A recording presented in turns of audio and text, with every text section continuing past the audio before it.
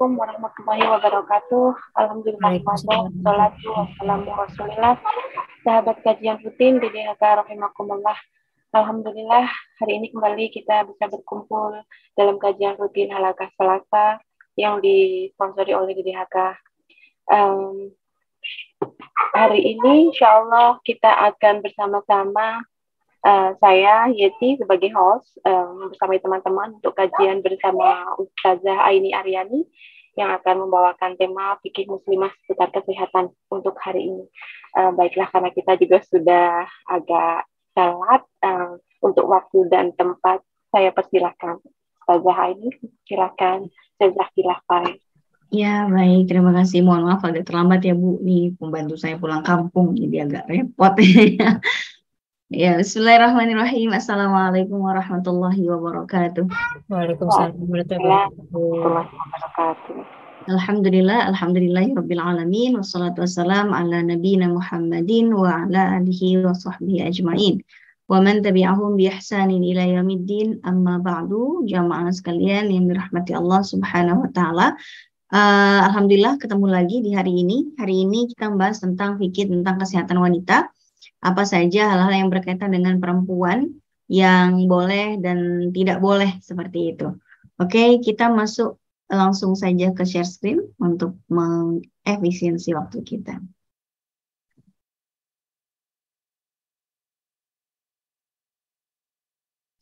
Yang pertama tentang khitan perempuan. Ya, apakah khitan bagi anak perempuan itu disyariatkan? Kalau iya, apa hukumnya? Apakah wajib ataukah tidak? Dan seperti apa resiko-resiko dan manfaatnya? Yang pertama dalam satu hadis disebutkan khamsun minal fitrah. Ada 5 dari fitrah. Ya, ada 5 kesunahan yang perlu kita lakukan. Yang pertama al-istihdadu, artinya mencabut atau mencukur bulu kemaluan. Ini disunahkan baik bagi perempuan dan laki-laki ya. Tentunya untuk perempuan manfaatnya untuk menjaga kesehatan dan kebersihan area intim. Wal khitanu dan khitan. Nah, ini dia akan kita bahas untuk anak perempuan. Apakah memang secara kesehatan disunahkan ataukah seperti apa ya. Kemudian wa qassus syarib.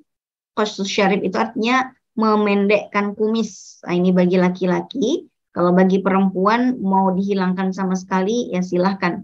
Karena pada lazimnya perempuan memang tidak memiliki kumis. Wanatful ibti, ini artinya mencabut atau mencukur bulu ketiak ya. Tentu ini fungsinya selain untuk menjaga kesehatan, tentu juga untuk menjaga kebersihan. Ya. Kemudian wataqlimul adfar, dan menggunting kuku. Menggunting kuku ini disunahkan dilakukan pada hari Jumat atau pada hari Senin atau juga Kamis. Nah, yang akan kita garis bawahi Ibu-ibu sekalian, ini di khitan anak perempuan. Ya. Kita lihat bagaimana hukum mengkhitan bagi anak perempuan dalam pandangan mazhab Hanafi. Al-khitanani mawdi'ul qat'i min adz-dzakar wal farji wa huwa sunnatun lirrajuli makramatun laha. Bahwa dalam kitab Fathul Qadir itu khitan itu memotong sebagian dari zakar atau kemaluan laki-laki dan kemaluan perempuan. Hukumnya sunnah bagi laki-laki dan bagi perempuan merupakan sebuah kemuliaan. Artinya perempuan itu tidak dalam pandangan mazhab Hanafi itu perempuan tidak wajib untuk dikhitan. Tapi kalau mau memutuskan ya diperbolehkan saja. Tidak diwajibkan tapi juga tidak dilarang. Kalaupun mau dikerjakan ada unsur pemuliaan tersendiri. Sama dengan ulama yang lain dalam madhab Hanafi, misalnya ulama yang lainnya bernama Az-Zailai. Wa khitanul mar'ati laisa bisunnah wa innama huwa makramatun lirrijali li'annahu aladzu fil jima'. Tidaklah sunnah bagi perempuan berkhitan, tetapi sebuah kemuliaan bagi laki-laki karena dapat menambah keintiman dalam berhubungan badan. Ya, jadi khitan bagi perempuan itu tidaklah hukumnya sunnah, tapi mubah, boleh-boleh saja. Ya, jadi ya ada manfaatnya berupa pemuliaan, tapi kalaupun tidak, ya tidak apa-apa dalam pandangan mazhab ini. Dalam mazhab Maliki, ternyata dalam mazhab Maliki kita lihat ya. Menurut Imam Malik, menghitan anak pada hari kelahiran ataupun pada hari ketujuh hukumnya makruh. Ya, jadi ada kemakruhan di sini, mau itu anak laki, mau itu anak perempuan. Kalau mau dihitan upayakan bukan di hari yang ketujuh, bukan juga di hari kelahiran. Sebab hal itu merupakan perbuatannya orang-orang Yahudi.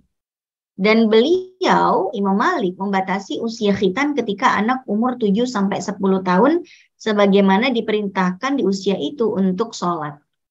Ya. Dan Ibnu Hubayb mengatakan berkhitan bagi anak laki-laki itu sunnah, sedangkan bagi perempuan merupakan kemuliaan. Nah ini juga sama ibu-ibu ya, dalam mazhab Maliki ternyata mengkhitan anak perempuan itu tidaklah wajib, juga tidak dianjurkan, tapi mubah-mubah saja. Ya, mubah-mubah saja. Hanya saja kalaupun kita ingin mengkhitan anak perempuan ataupun anak laki-laki, kita dimakruhkan dilakukan pada pas di hari kelahiran dan pada hari yang ketujuh. Hari ketujuh itu sunnahnya di akikoh, bukan di khitan. Karena kalau yang mengkhitan di hari ketujuh itu adalah orang-orang Yahudi. Kalau kita mau mengkhitan mungkin di hari keberapa lah gitu ya. Hari ketujuh itu bukan di akikah. Akikah itu tahun ketujuh. Jadi pada usianya yang astagfirullahaladzim, saya kok jadi blank ya Bu ya. Gara-gara mikirin anak kemana-mana nih pikiran saya. Pada hari ketujuh dan pada hari kelahiran dimakruhkan untuk mengkhitan anak laki-laki dalam Islam maupun anak perempuan bagi yang mau, gitu ya. Jadi kalau mau ya di hari selain hari ketujuh, selain juga di hari kelahiran. Mau di hari kedua, ketiga, keempat boleh, gitu ya. Soal tadi akikah, ya di hari ketujuh memang kita disunahkan untuk mengakikah, tapi bukan mengkhitan, gitu ya. Baik, jamaah sekalian. Dan di mazhab Maliki ini adalah sunnah hukumnya bagi perempuan untuk sunnah hukumnya bagi anak laki-laki dihitan di hari yang selain hari ketujuh dan di hari kelahiran. Tapi untuk anak perempuan tidak disunahkan untuk dikhitan, tapi tidak dilarang juga. Berikutnya ulama dalam mazhab Syafi'i disebutkan, Al-Hattab Ar-Ru'aini mengatakan, adapun khitan bagi perempuan atau anak perempuan, Ibnu Arafah mengatakan bahwa itu adalah syariat yang mulia. Artinya apa? Artinya ulama mazhab Syafi'i itu mewajibkan. Itu ya, ini dia yang mewajibkan Ibu. Wajib bagi perempuan berkhitan. Ya, jadi dalam mazhab Syafi'i itu diwajibkan versi Al-Imam An-Nawawi. Gitu. Jadi ya wajib bagi perempuan berkhitan. Ya, jibu khitanul mar'ah. Ya. Kemudian dalam pandangan mazhab Syafi'i juga diwajibkan. Ibnu Hajar Al-Haytami mengatakan diwajibkan. Al-Khatib Asy-Syirbini juga mengatakan diwajibkan. Jadi para ulama dalam mazhab Syafi'i kebanyakan mewajibkan anak perempuan dikhitan. Walaupun ulama yang lain dalam mazhab yang sama ada yang tidak mewajibkan. Misalnya Zakaria Al-Ansari mengatakan afdol, utama saja, tapi tidak sampai wajib. Oke, baik. Ulama mazhab Hambali bagaimana? Dalam pandangan mazhab Hambali, anak laki-laki itu wajib dikhitan. Sedangkan anak perempuan tidak wajib, tapi merupakan suatu pemuliaan. Maka kesimpulannya jamaah sekalian, hukum mengkhitan buat anak laki-laki dan perempuan, mazhab Hanafi tidak mewajibkan, tapi juga tidak melarang. Begitu juga Maliki, tidak mewajibkan, tidak juga melarang. Mubah saja.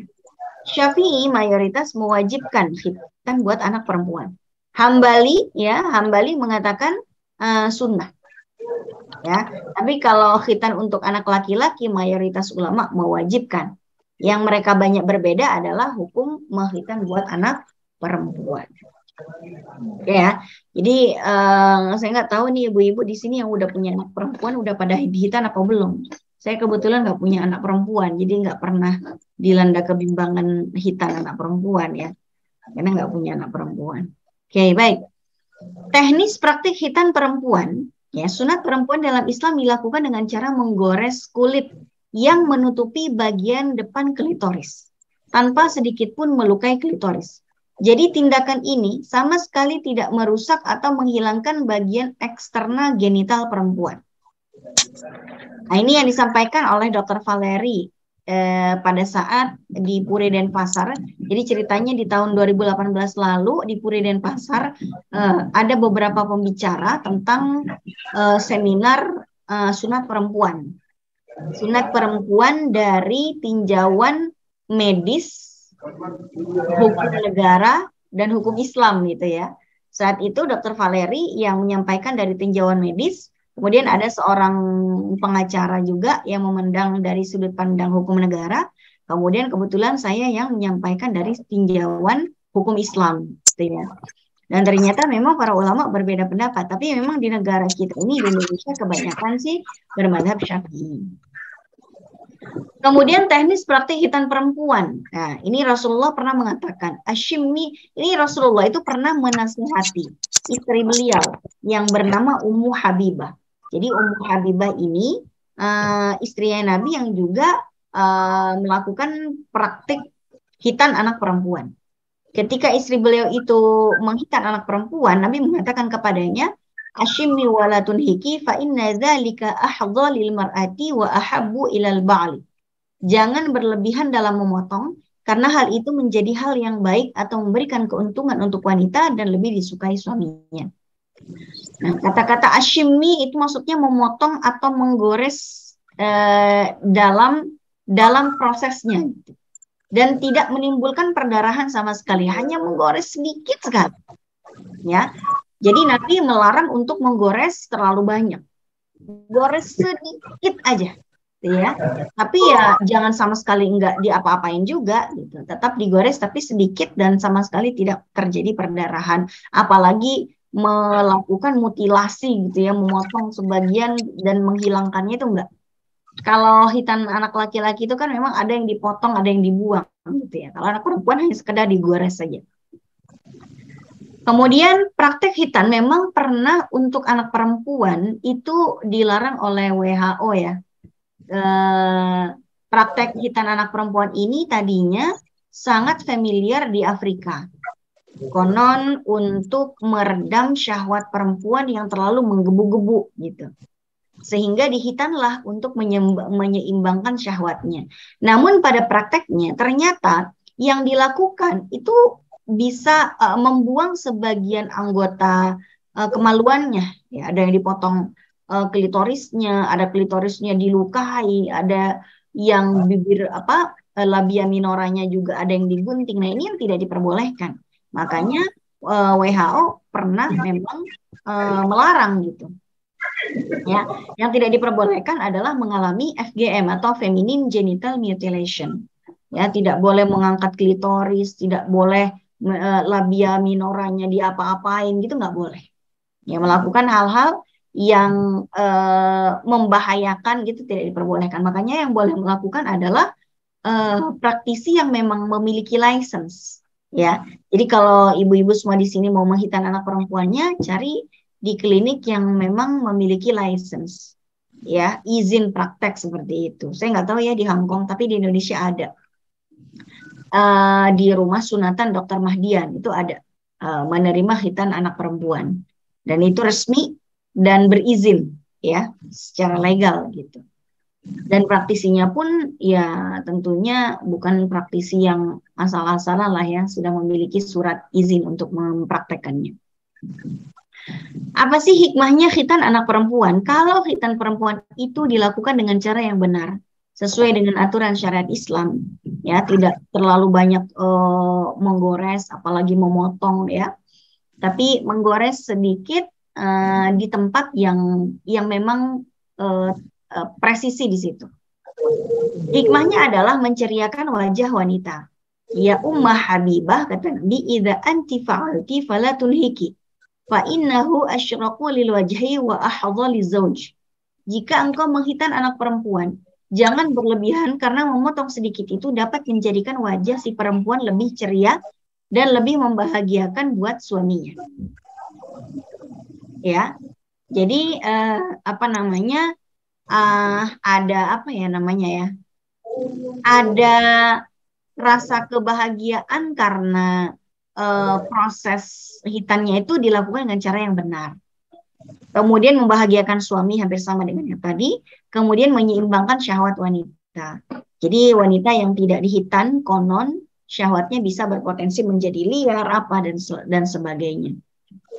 Kemudian dari sisi medis juga Dr. Hamid Al-Ghuwabi mengatakan hikmah hitan buat anak perempuan bisa mencegah bau tidak sedap akibat menumpuknya cairan di bawah mulut kemaluan. Sebentar.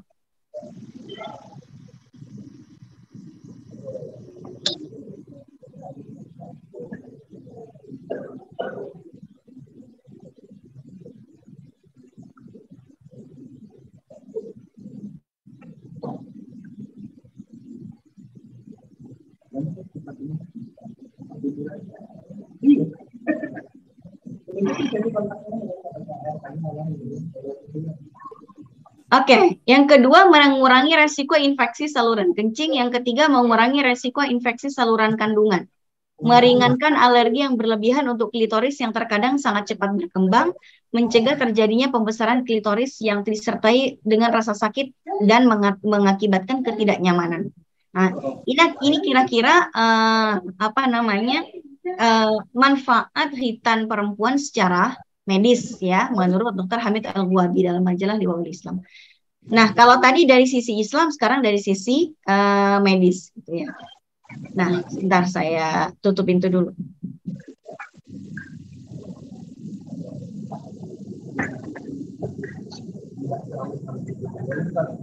Maaf Ibu ya. Ini pembantu saya pulang kampung mendadak, ini jadi saya bingung ini anak-anak kadang. Main microwave lah, main oven lah, aduh, namanya juga ibu-ibu ya Bu ya. Oke, baik, kita masuk ke obat penunda haid. Obat penunda haid ini ada perbedaan pandangan di kalangan para ulama sekarang. Kalau kita cari di hadis ataupun di Quran, ini pasti nggak ketemu. Nggak ketemunya kenapa? Nggak ketemunya karena memang nggak ditemukan di masa Nabi. Nggak pernah gitu ada ramuan-ramuan untuk menunda haid, itu nggak ada. Lagian untuk apa juga gitu tujuannya. Nah, berbeda dengan di zaman sekarang, banyak ibu-ibu yang punya hajat untuk menunda haidnya, khususnya untuk tujuan haji ataupun umroh, ya.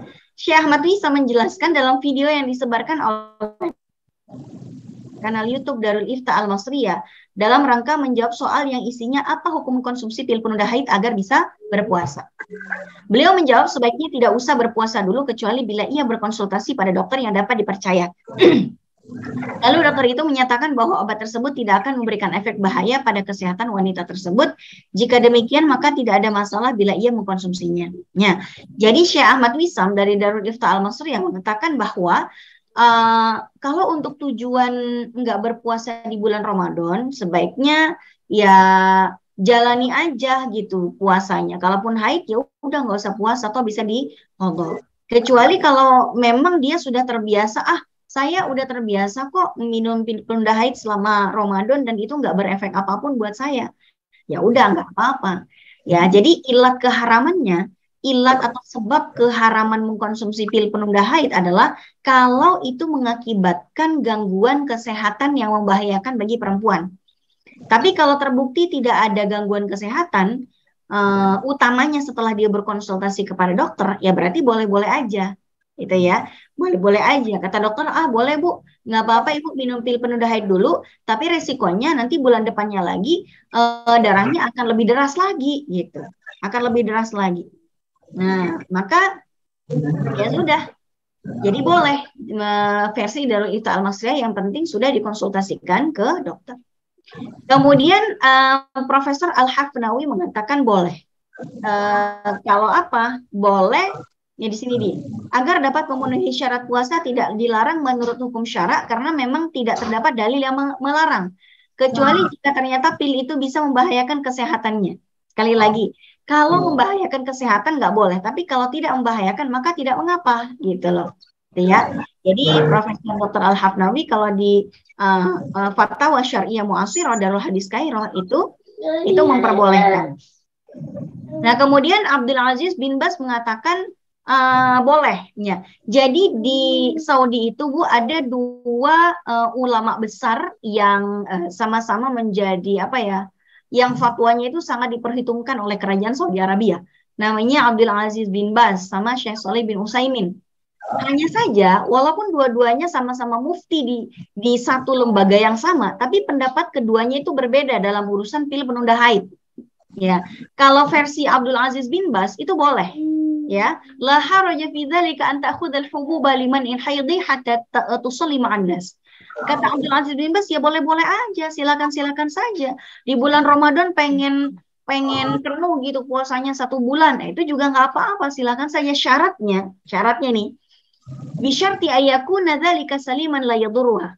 Syaratnya obat tersebut tidak membahayakan kesehatan. Gitu ya. Tahu dari mana bahaya atau tidak bahaya? An musyawaratit tabibi.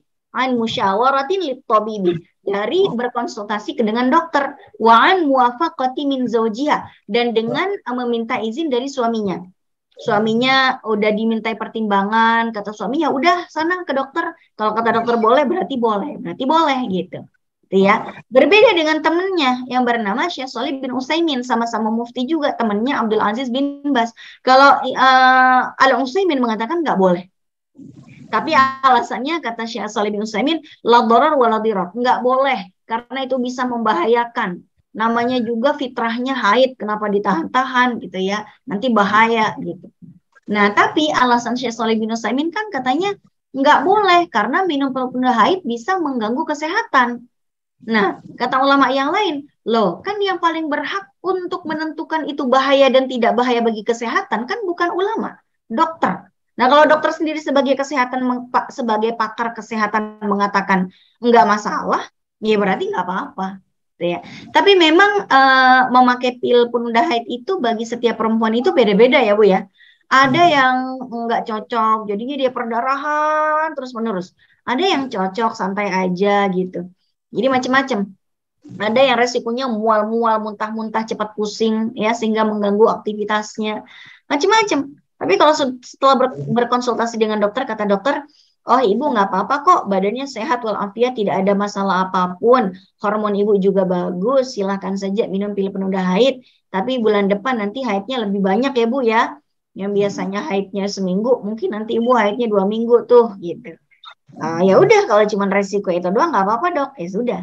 Tapi kalau kata dokter, mohon maaf Bu, hormon ibu tuh berbeda dengan perempuan pada kebanyakan. Ya, nanti ibu bisa begini terus kondisi kesehatan ibu juga tidak mendukung. Sebaiknya Bu tidak usah minum pil penunda haid.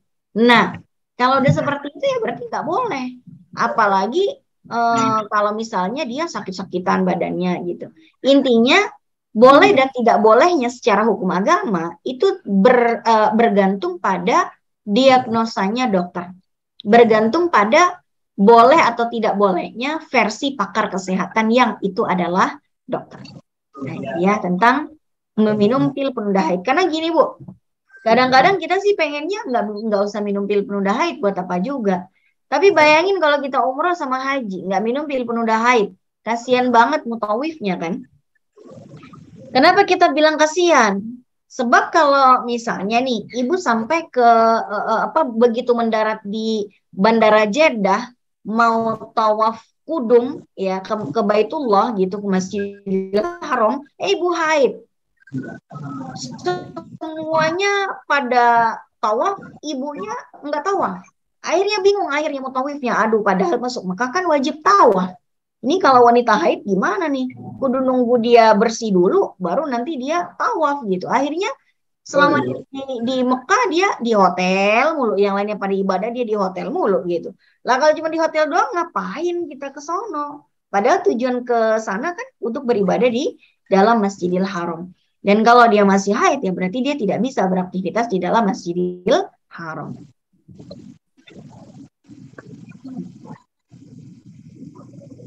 Bentar ya. Baik, berikutnya lagi. Nah, Syekh Nuh Ali Sulaiman itu mengatakan bahwa yang boleh minum pil penunda haid itu adalah wanita untuk tujuan haji dan umroh saja. Karena itu untuk tujuan yang darurat. Yang kalau dia nggak minum pil penunda haid, maka dia akan mendapatkan masyaqqah. sesuatu yang memberatkan. Ya, bayangkan kalau lagi waktunya tawaf ifadah, dia haid di sana. Kalau dulu Sayyidah Aisyah ditungguin sama Nabi sampai suci dari haid baru bisa tawaf ifadah untuk melengkapi rukun-rukun haji. Nah, kalau di zaman sekarang siapa yang mau nunggu, Bu? Apalagi di dalam jadwal 2 hari lagi kita jadwalnya ke Madinah ya, Bu ya. Yang belum tawaf ifadah segera tawaf ifadah gitu. Lah, Ibu baru keluar dari haid. Haidnya masih seminggu lagi kelar. Siapa yang mau nungguin Ibu di Mekah, ya kan? Nah, dalam keadaan darurat seperti itu, maka Syekh Nuh Ali Sulaiman mengatakan boleh untuk tujuan ibadah haji dan umroh minum pil penunda haid. Tapi kalau untuk tujuan enggak puasa di bulan Ramadan, enggak diperbolehkan. Karena itu tidak darurat gitu. Sebaiknya kalau di bulan Ramadan ya enggak usah puasa aja. Kalau memang disuruh libur, libur aja. Toh bisa dikodok di luar bulan Ramadan. Berbeda dengan halnya dalam urusan haji dan umroh. Maka Syekh Nuh Ali Sulaiman mengatakan, para ulama memfatwakan bolehnya minum pil penunda haid bila ia sedang melakukan ibadah haji, sebab haji itu kewajiban 1 kali dalam hidup, dan haid bisa menyebabkan beban bagi rombongan yang membersamainya, mengingat haid itu bisa mencegahnya untuk tawaf, padahal tawaf itu adalah salah satu rukun haji yang tidak bisa dibadalkan. Adapun puasa itu adalah kewajiban yang bisa ditemui setiap tahun. Itu juga bisa diqadha. Jika wanita tetap minum pil penunda haid untuk tujuan ini, maka dia telah melakukan dosa karena membahayakan diri sendiri, tapi puasanya tetap dihukum bisa karena pil itu membuatnya tidak mengalami haid. Maka Syekh Nuh Ali Sulaiman mengatakan boleh untuk tujuan haji dan umroh saja, tapi untuk tujuan di bulan Ramadan tidak diperbolehkan karena tidak ada kedaruratan. Intinya jemaah sekalian, soal hukum minum pil penunda haid itu ada 3 pendapat. Pendapat yang pertama mengatakan nggak boleh, gitu ya. Itu fatwanya Syekh Shalih bin Utsaimin. Alasannya nanti mengganggu kesehatan. Nah, kemudian Syekh Nuh Ali Sulaiman mengatakan boleh untuk tujuan haji dan umroh atas dasar kedaruratan, tapi untuk urusan puasa nggak diperbolehkan, gitu ya. Nah, kemudian yang ketiga boleh secara mutlak dengan syarat. Dengan syarat tidak ada bukti bahwa itu membahayakan. Kalau yang tadi kan bilangnya nggak boleh. Gara-gara apa? Gara-gara katanya membahayakan kesehatan. Lah, ternyata kata dokter malah nggak membahayakan. Maka ya silakan saja. Kalau emang dokter bilang nggak membahayakan, ya berarti hukumnya otomatis boleh. Jadi ada 3 pendapat. Yang memperbolehkan mutlak, tidak memperbolehkan mutlak, dan memperbolehkan sebagian, dan tidak memperbolehkan dalam sebagian peristiwa yang lain atau momen yang lain. Baik. Bagaimana hukumnya berobat ke dokter pria? Ya. Nah, di sini nih. Di Al-Majmu' disebutkan, wa yajuzu likulli wahidin minhuma ay yanzura ila badanil akhar idza kana tabiban wa arada mudawatahu li'annahu mawdi'u darurah fazala tahrimun nazar lidzalik. Jadi gini, Bu. Kalau kedua belah pihak, pasien dan dokternya itu bukan mahram, boleh untuk saling melihat sebagian badannya. Kalau misalnya ingin melakukan pengobatan, karena emang itu darurat, ya. Jadi kedaruratannya membuat yang tadinya hal itu tidak boleh menjadi boleh. Kalau misalnya satu pasien, satunya dokter, misalnya dokternya cowok, pasiennya perempuan, atau misalnya sebaliknya, dokternya cewek, pasiennya laki-laki gitu. Nah, kalau misalnya dokternya cuman itu yang paling menguasai permasalahannya, itu ya. Misalnya nih Bu, misalnya ada di satu kota dokter ahli kankernya itu cuman dia doang, laki-laki. Sedangkan yang mau dioperasi cewek, kanker payudara pula. Ya kalau misalnya nggak diobatin sama dokternya ya nggak sembuh, nah, nggak boleh. Tapi selagi masih ada dokter yang masih satu gender dengan kita, ya kita pilih ke situ, itu ya. Walaupun kita mau ke dokter laki-laki, karena memang dia yang paling, sebentar ya.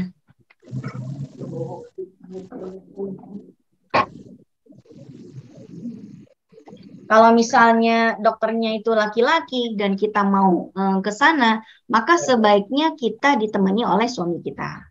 Jadi nggak berduaan gitu sama dokter laki-laki di ruang konsultasinya. Kemudian an Jabir bin Abdullah anna Ummu Salamah ista'dzanat Rasulullah sallallahu alaihi wasallam fil hijamah. Fa amara Nabi ini dia Bu. Aba Thayyibah ayyuhjimha. Jadi Ummu Salamah pernah minta izin sama Nabi untuk berbekam. Dan ahli bekam di masa itu tuh cuman laki-laki doang, nggak ada perempuan. Dan Nabi mengizinkan. Namanya membekam, Bu, pasti ada kulit yang tersentuh gitu ya oleh tangan si pembekam. Ya karena Nabi mengizinkan, Nabi juga nemenin prosesnya. Ya, Ummu Salamah adalah wanita terhormat, nggak mungkin cuma berduaan di kamar doang sama tukang bekam. Pasti didampingi oleh Rasulullah. Dan yang dibekam aja gitu, yang dibuka misalnya yang capek mana nih? Oh tangannya, udah tangannya aja, nggak usah buka-buka yang lain. Itu kira-kira sama kayak misalnya, aduh saya ini sakit dok, kayaknya ada benjolan deh di punggung saya dok. Nggak mungkin dokternya cuma ngira-ngira, saya perkirakan ibu benjolannya gede gitu, nggak bisa perkira-perkirakan, harus dipegang. Jadi dokternya bisa mengira-ngira besar atau tidaknya. Oke, baik. Jadi dalam Al-Fiqhu Al-Manhaji disebutkan kondisi yang perbolehkan wanita membuka dan menyentuh auratnya adalah yang pertama khitbah. Ya, pada saat khitbah boleh memandang wajah dan dua telapak tangan wanita. Kemudian jadi ya dalam khitbah gini. Kalau kita bicara tentang pengobatan, kan kita dengan dokternya itu pasti pandang-pandangan. Dokternya juga kita ajakin ngomong, eye contact ya dengan dokternya. Jangan godul basor. Kalau godul basor dokternya akhirnya bingung, ini gimana sih pasien, dikasih tahu bukannya malah dengerin, malah nunduk-nunduk. Ya boleh kita memandang ke matanya gitu. Biar lebih paham gesturnya, gimmicknya gitu kan. Jadi kita lebih paham. Nah, kemudian dalam persaksian di pengadilan, dalam kedokteran dan pengobatan, boleh membuka aurat dan melihat sesuai dengan hajat. Hanya hajatnya saja. Kalau misalnya hajatnya cuma di bagian tangan aja, nggak usah kemana-mana. Syaratnya hal itu semua dilakukan saat ada mahramnya atau suaminya dan tidak ada dokter muslimah yang punya kemampuan serupa. Jadi selagi masih ada dokter yang perempuan, kita dokter perempuan. Kalau nggak ada ya berarti adanya dokter laki-laki, ya sudah. Tapi setidaknya selagi masih bisa kita minta mahram kita untuk mendampingi. Atau setidaknya nggak ada mahram ya suaminya. Nggak ada suaminya ya berarti cari teman perempuan atau tetangga atau apa. Atau minta tolong suster temenin di dalam ruangan. Biasanya kan kalau kita konsultasi sama dokter walaupun cuma sendirian ke rumah sakitnya kan biasanya ada suster yang mengasisteni dokternya. Jadi nggak cuma berduaan dengan dokter di situ sehingga tidak muncul adanya fitnah. Baik, jamaah sekalian, apakah sudah ada pertanyaan Ibu Lifah? Hostnya Mbak Yeti Ustazah. Silakan Mbak Yeti. Ini sudah selesai Ustazah materinya? Ada. Saya lanjutkan aja ya kalau memang belum ada. Boleh sambil berjalan, nanti jika teman-teman ada pertanyaan bisa ditulis di chat saja. Iya betul. Baik, kemudian kontrasepsi bagi muslimah atau kita kenal dengan keluarga berencana ya, KB. Ya semua keluarga pasti punya rencana ya Bu ya. Cuman emang istilah aja di KB. Maksudnya berencana punya anak 2 doang katanya. Gini, terdapat hadis yang memperbolehkan azl. Azl itu Bu, mohon maaf, azl itu adalah ketika suami mengeluarkan air maninya di luar kemaluan istrinya. Ya, di luar kemaluan istrinya. Nah, dari Jabir qala kunna na'zilu ala ahdi Rasulillah sallallahu alaihi wasallam fa balagha dzalika Nabiyullah sallallahu alaihi wasallam falam yanhana.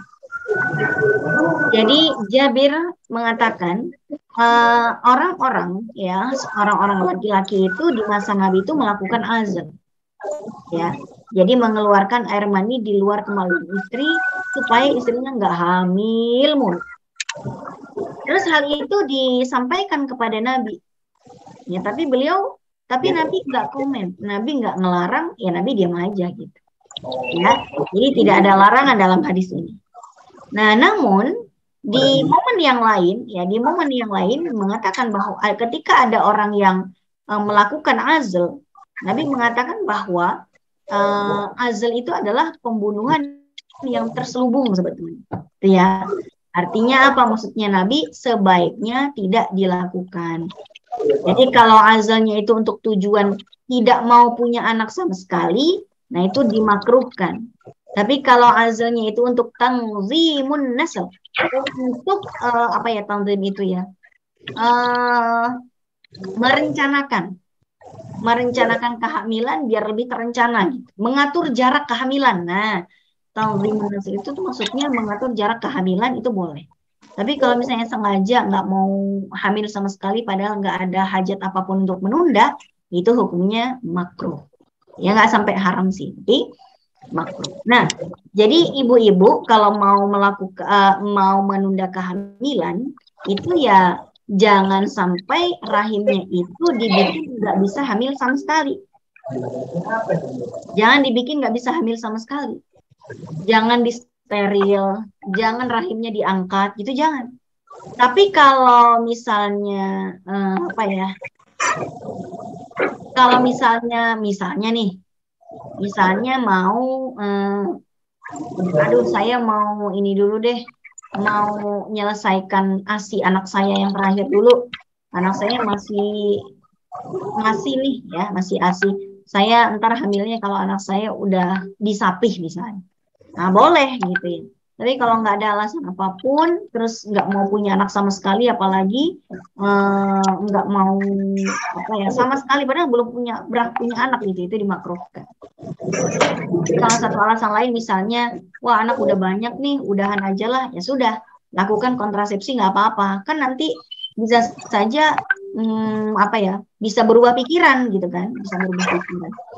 Nah, tapi jamaah sekalian, kalau sama sekali tidak membuat diri kita mampu kalau membuat diri kita tidak mampu sama sekali untuk hamil, itu tidak diperbolehkan.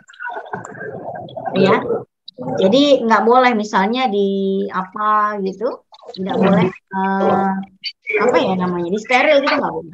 Atau memandulkan diri itu nggak boleh. Kecuali kalau ada indikasi kesehatan. Indikasi kesehatannya itu apa indikasinya? Indikasinya misalnya kalau hamil membahayakan si ibu, nah itu boleh. Ya, kalau sampai hamil ini bisa bahaya ibunya, boleh nanti. Tapi kalau misalnya ibunya nggak kenapa-kenapa, ya berarti nggak boleh disteril. Tetap harus dibiarkan rahimnya untuk bisa hamil. Ya, walaupun dengan ada jarum. Baik, jamaah sekalian, itu saja mungkin yang dapat saya sampaikan untuk fikih kesehatan pada hari ini. Jika ada pertanyaan, monggo silakan.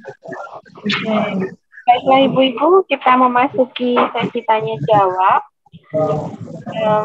Untuk ibu-ibu semua, kalau ada pertanyaan, silahkan bisa ditulis di kolom chat atau langsung kepada Ustazah. Silahkan.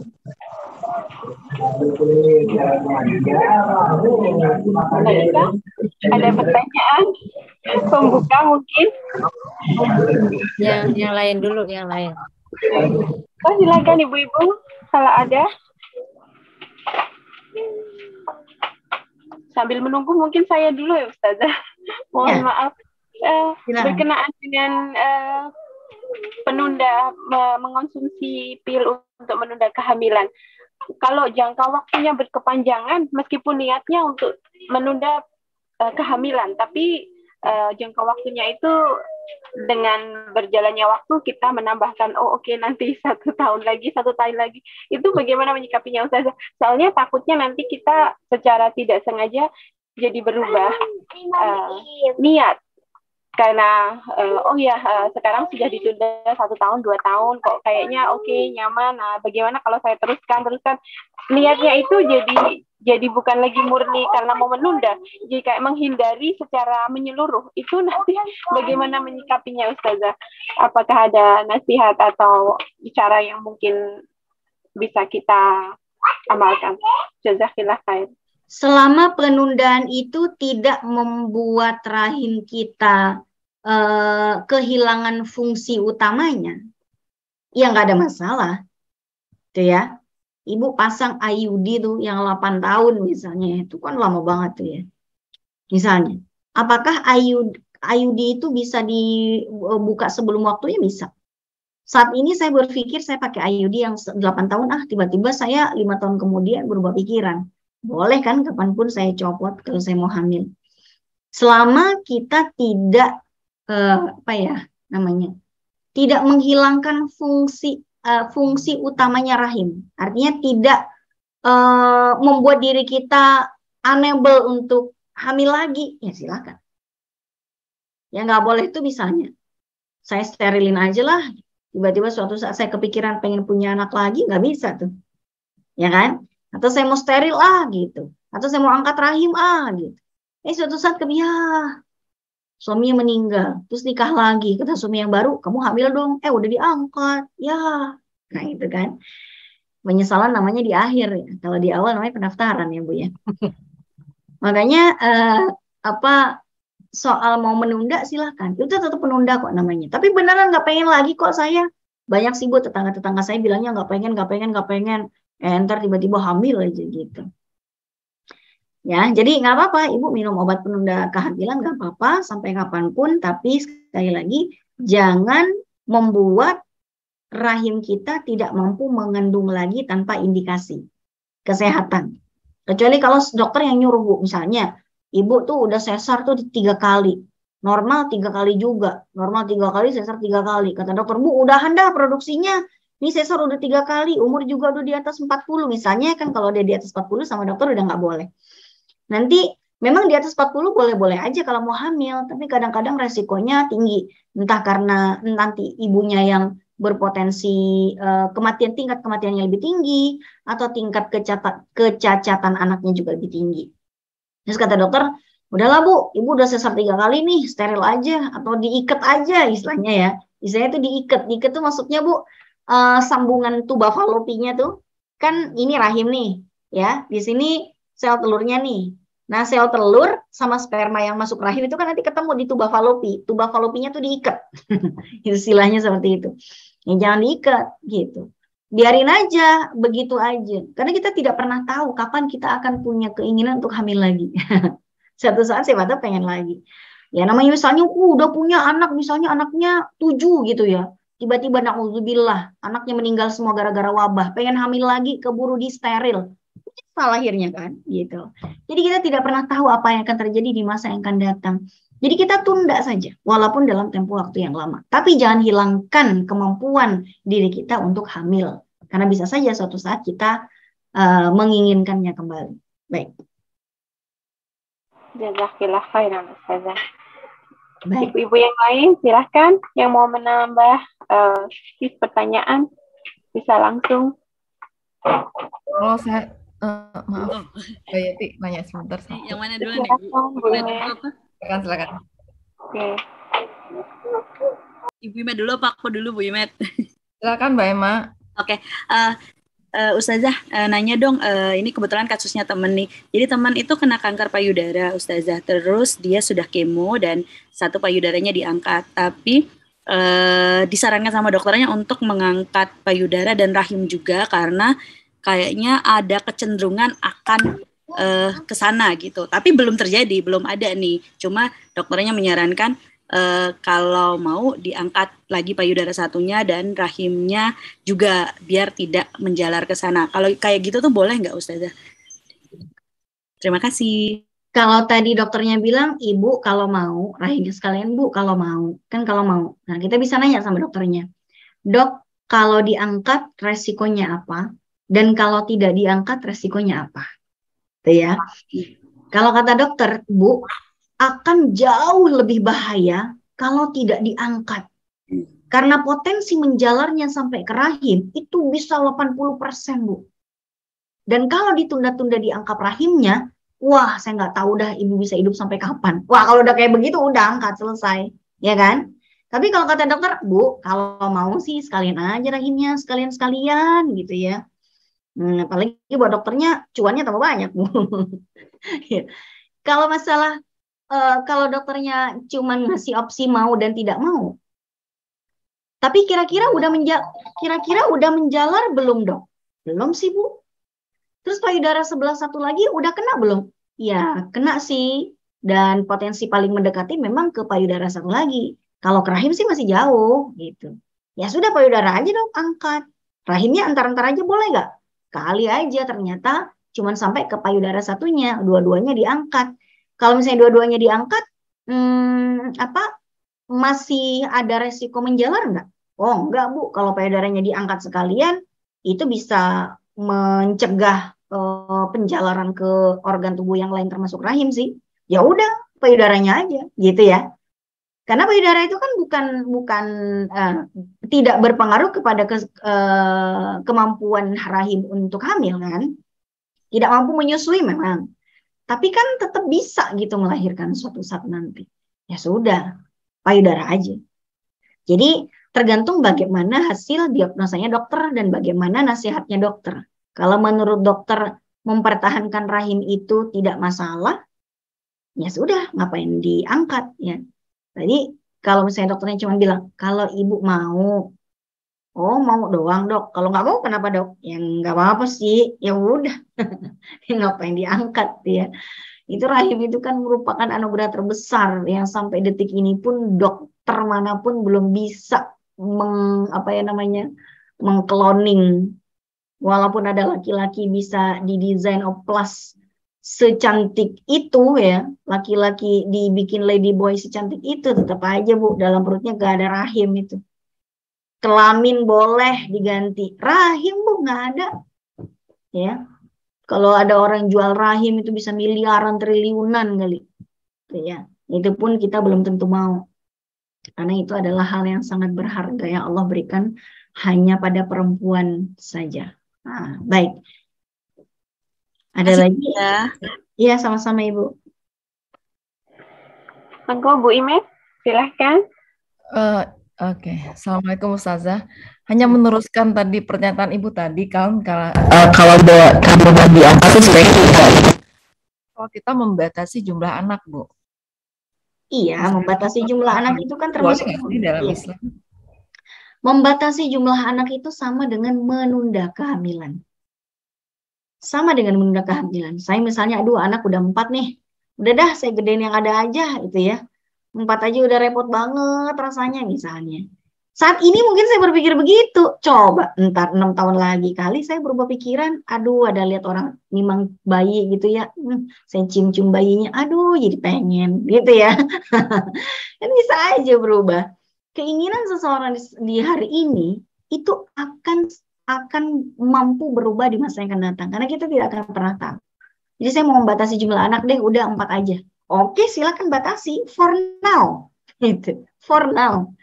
Tapi jangan di kemampuan rahimnya untuk hamil kembali tiba-tiba dihilangkan begitu saja kemampuannya, diangkat rahimnya, diikat, disterilin, itu jangan.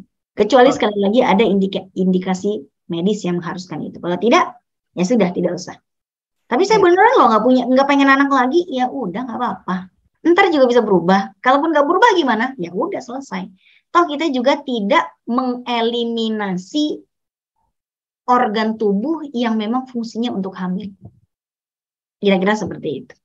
Baik. Baik, terima kasih Ustazah. Ada lagi? Bu Ibu semua? Saya Mbak Yeti. Monggo Mbak Liva.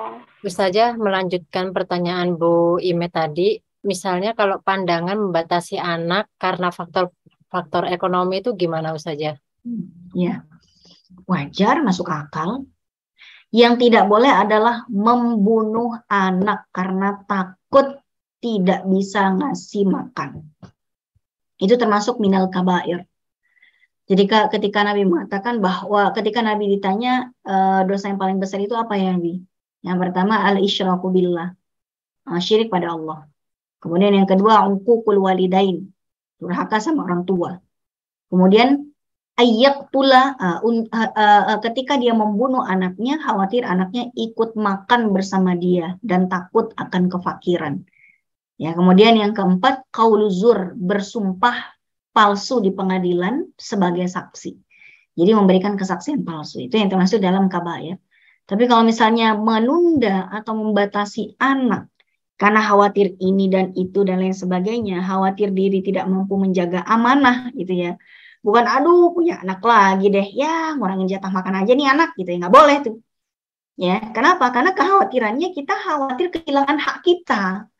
Bukan. Jadi maksudnya saya nih khawatir nggak bisa menjaga amanah saya. Karena saya misalnya kemampuan finansial saya seperti ini, bukan saya tidak yakin atas rezeki dari Allah, tapi saya mau realistis aja. Kemampuan saya untuk mencari harta cuman segini. Umur juga udah segini. Dikit lagi pensiun. bagaimana nanti nasib anak-anak saya. Jadi yang kita khawatirkan adalah takut tidak bisa menjaga amanah. Khawatir anak kita tidak bisa mendapat hak pengasuhan yang terbaik. Itu yang seharusnya kan, ketika orang bilang, aduh saya duit orang tidak mampu seperti saya, nggak pantas sekali ya punya anak banyak. Tar dulu, kemampuan finansialnya yang dikhawatirkan apa nih? Khawatir anaknya nyusahin atau khawatir orang tuanya yang nggak akan bisa merawat dengan baik? Harusnya alasan yang kedua dong. Gitu ya. Alasan yang kedua, aduh saya takut nih ntar anak saya nggak bisa sekolah di tempat yang layak. Saya khawatir anak saya kurang kasih sayang. Saya khawatir anak saya bla bla bla bla. Karena saya punya banyak kewajiban yang lain. Kewajiban terhadap suami. Apalagi misalnya orang tuanya sakit. Apa nanti kalau saya punya anak, gimana anak saya ngelihat ibunya ngerawat neneknya. Nah, itu ya. Jadi kekhawatiran terhadap anak sebetulnya. Bukan kekhawatiran terhadap diri kita sendiri. Dan itu diperbolehkan. Masuk akal dan sangat manusiawi. Baik. Jazakallah khair Ustazah. Satu lagi Ustazah, kan saya itu kan pakai IUD yang 5 tahun ya. Nah ini 2 bulan lagi tuh selesai tuh pas 5 tahun. Nah niat hati tuh mau gantinya di Indonesia saja. Nah apakah rentan waktu dari sekarang sampai saya mau ke Indonesia itu kan udah expired dong ya IUD-nya. Itu apakah bisa tiba-tiba hamil?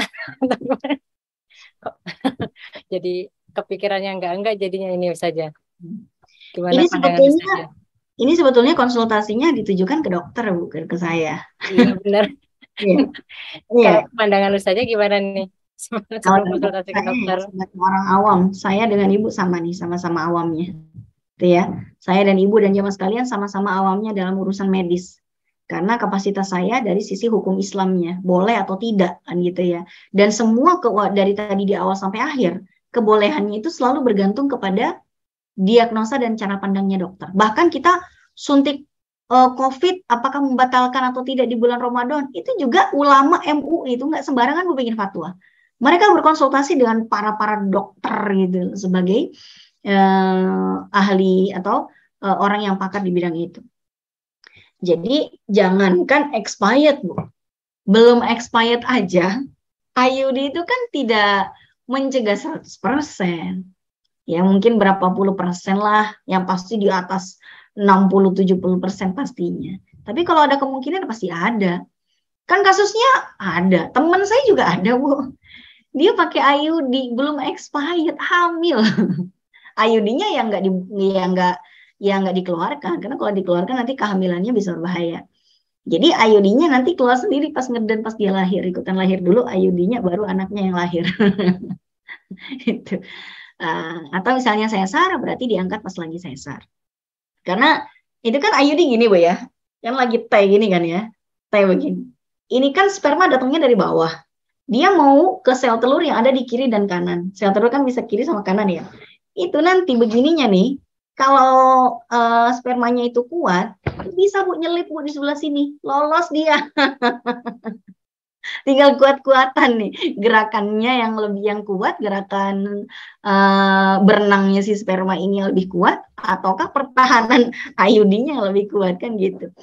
Nah, kalau soal expired itu membahayakan atau tidak, itu semuanya harus dikonsultasikan pada dokter. Ini ada juga kasus ipar saya samping rumah. Udah expired beberapa bulan yang lalu. Tapi dia belum mengganti dengan yang baru. Alasannya bukan karena apa-apa. Alasannya begitu dicek sama dokter ternyata dislokasi. Jadinya dislokasi, tidak pada tempatnya, sehingga pengangkatannya harus dengan operasi seperti layaknya operasi sesar. Jadi dia nggak mau, kata dia. Saya dioperasi sesar bayar mahal, nahan sakit bayar mahal, tapi worth it lah kalau dapatnya anak. Nah kalau dapatnya cuma IUD expired, ngapain? Ya, udah sakit, dibelek, ibu ya sakit, keluar duit banyak, harganya sama kayak harga orang sesar. Dapatnya IUD bekas. Kalau bisa kita dapatnya anak, nggak apa-apa, worth it. Jadi banyak ya Bu ya. Macam-macam ya fenomena yang terjadi pada orang yang memakai IUD seperti itu. Jadi kalau kemungkinannya sih kalau yang kita baca di literatur memang semua jenis KB tidak mencegah 100%. Pasti ada kasus kebobolan. Baik. Tapi mudah-mudahan enggak kejadian pada Bu Liva lah, insya Allah. Iya, insya Allah. Jangan ya Ustazah. Ya, sebentar ya Bu ya. Sebentar Baik. lagi, sebentar. Boleh yang lainnya Mbak Yeti ditawarkan? Ada pertanyaan dari Mbak Sasa nih. Iya, ada di kolom chat satu dari Ibu Sasa. Mbak Liva ketar-ketir nih sepertinya. Kenapa? Kalau tiba-tiba nambah gitu ya Mbak, ya nggak mau bismillah aja. Ini aja udah pucat Mbak Yeti dijelasin. Jangan. Nah, Ustazah ada satu pertanyaan lagi dari kolom chat. Ya. Mohon kita bacakan. Izin bertanya Ustazah, menurut Ustazah gimana kalau ada orang tua yang nyeletuk tidak mau nambah anak karena punya anak di Hongkong itu mahal? Menurut Ibu Ustazah bagaimana itu Ustazah? Maksudnya biaya sekolah dan lain-lain itu mahal. Ya sama dengan alasannya tadi. Yang kita khawatirkan anaknya kan, bukan kitanya. Gitu. Aduh, anaknya itu mahal. Gimana kalau nanti anak saya nggak bisa sekolah? Gimana kalau saya nggak bisa menjaga amanah anak ini? Gimana kalau nanti saya tidak bisa merawatnya dengan baik? Gimana kalau nanti anak saya tidak berada di tempat tinggal yang layak dan lain sebagainya? Mengkhawatirkan hal-hal tersebut manusiawi, Bu. Yang tidak manusiawi adalah membunuhnya, menelantarkannya. Nah, itu nggak boleh. Kalau belum jadi apa-apa lalu kita hindari, itu boleh. Tapi begitu kita dititipin, boleh nggak Bu kita telantarin? Nggak boleh. Menghindari titipan itu boleh. Itu ya, menghindari titipan karena kita merasa diri kita tidak mampu untuk mengemban amanah itu, nggak apa-apa. Tapi kalau udah dikasih amanah, ditelantarin, itu yang tidak diperbolehkan. Atau misalnya menutup pintu masuknya amanah, lalu dibuatlah pintu itu jadi tertutup sama sekali, nah itu juga nggak boleh. Itu ya. Sekali lagi mencegah itu boleh, tapi tindakan untuk merusak pintu masuk atau bahkan menelantarkan yang ada, itulah yang tidak diperbolehkan.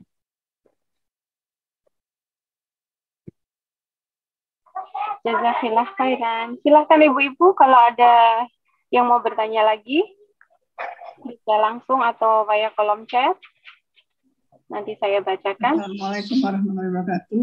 Ustazah, menyambung yang Bu Ustazah tadi bilang, kalau misalnya sudah terjadi, itu nggak boleh. Tapi kan saya juga pernah dengar katanya kalau misalnya pun kita ingin menggugurkan itu katanya boleh sebelum usia sekian bulan, 1 hari atau apalah. Itu tuh bagaimana Bu Ustazah keterangan? Terima kasih. Itu biasanya fatwa yang diberikan kepada orang yang apabila dia melahirkan anak itu akan timbul madarat yang lebih besar. Seperti ketika seseorang diperkosa kemudian dia hamil. Itu biasanya akan ada fatwa yang perbolehkan. Selama apa? Selama bayinya belum ditiupkan ruh. Ketika usianya belum memasuki usia ditiupnya ruh, yaitu usia kurang lebih. Itu ada khilafiyah. Ada yang mengatakan ditiupnya ruh itu di usia 4 bulan. Ada yang mengatakan di usia 40 hari. Ada yang mengatakan di usia 81 hari. Itu pun nanti para ulama beda-beda, Bu. 40 hari, 81 hari, sama 4 bulan. Kalau belum mencapai usia ditiupkannya ruh, itu ya, maka diperbolehkan. Tapi bukan berarti asal aborsi boleh. Negara pun tidak memperbolehkan, Bu. Negara pun tidak perbolehkan, apalagi agama. Diperbolehkan karena apa? Ada pertimbangan madarat yang lebih besar apabila bayi itu lahir. Ya, seperti apa? Seperti misalnya tadi ya, korban perkosaan. Atau bayinya itu sudah didiagnosa cacat misalnya.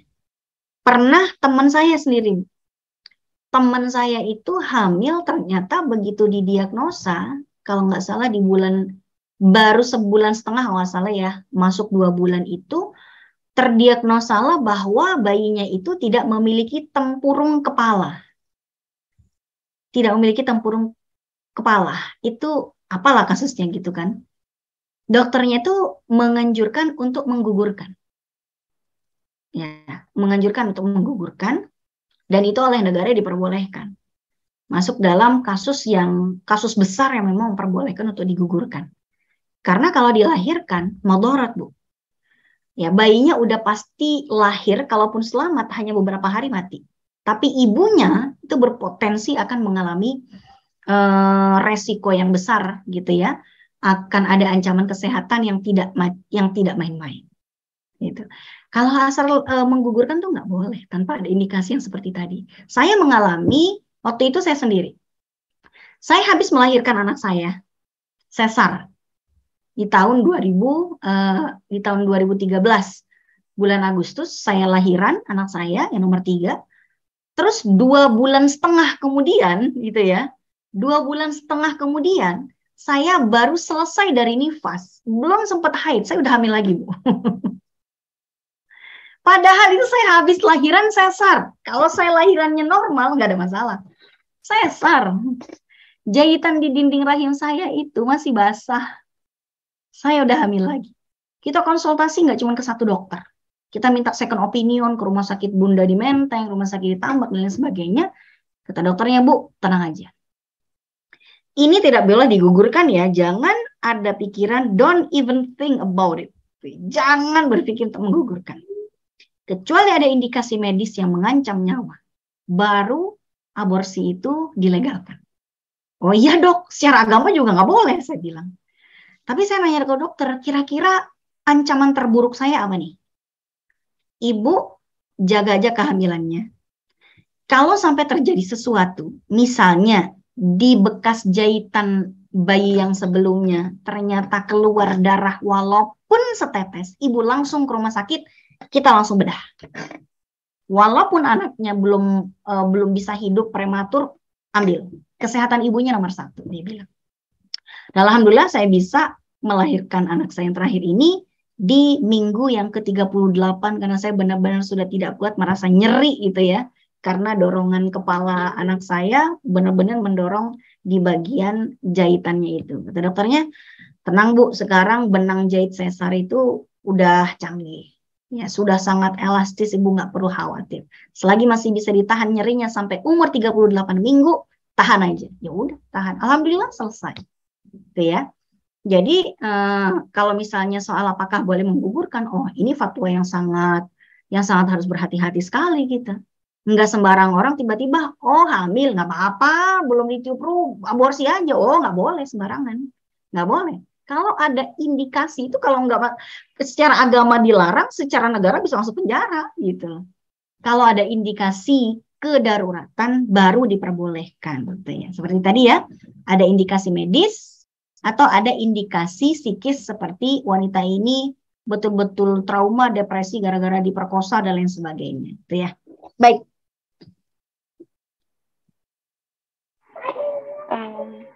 Ibu masih ada yang mau bertanya lagi atau sudah cukup? Mbak Liva sudah? Sepertinya sudah cukup pertanyaannya ya. Baiklah kalau begitu, marilah kita sama-sama membaca alhamdulillah karena kajian hari ini sampai di penghujung acara. Jazakillah khairan Ustazah, banyak sekali ilmu yang kita dapat hari ini. Semoga bermanfaat buat kita semua dan semoga kita mendapat taufik untuk bisa mengamalkan pesan-pesan indah dari kajian hari ini. Barakallahu fikum. Jazakillah khairan untuk semua ibu-ibu yang sudah partisipasi hari ini juga. Terima kasih juga DDHK yang sudah mensponsori. Insya Allah bertemu lagi dalam kajian berikutnya. Lagi jazakillah khairan. Mohon maaf atas segala kekurangan. Wassalamualaikum warahmatullahi wabarakatuh. Sebelumnya sama-sama kita berdoa membaca doa akhir kajian. Bismillahirrahmanirrahim. Subhanallah wa bihamdika. Astagfirullah wa atubu ilaih.